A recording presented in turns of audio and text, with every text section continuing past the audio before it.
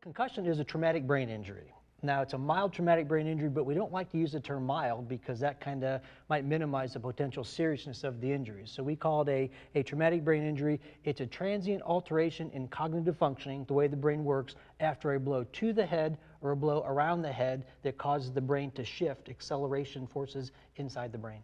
Dr. Marshall, what are the symptoms and signs that young players and their parents should look for signs of concussions? Well, there's a variety of symptoms, the most common which is headache, and there's other physical symptoms other than headache, such as nausea, vomiting, feeling tired, feeling slowed down. There's also emotional symptoms, such as feeling more emotional, being very sad, being irritable. There's sleep disturbances. Kids might have trouble falling asleep.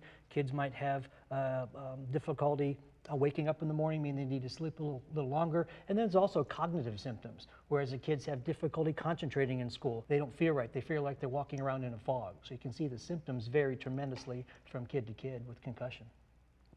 So, Doc, what's the risk to putting a player back into the line of fire, so to speak, too soon after you think he may have had a concussion? Yeah, the main risk is developing a condition called second impact syndrome. It's rare, but it's catastrophic. What basically happens is when the brain suffers another head injury while it's still recovering from the first, for reasons we don't quite understand, there's a massive rush of blood flow into the brain that can't escape. So therefore, as blood goes into the brain needs to swell a little bit, but the skull doesn't allow it to swell. So therefore, the pressure doesn't go this way like your knee or your ankle, the pressure goes this way.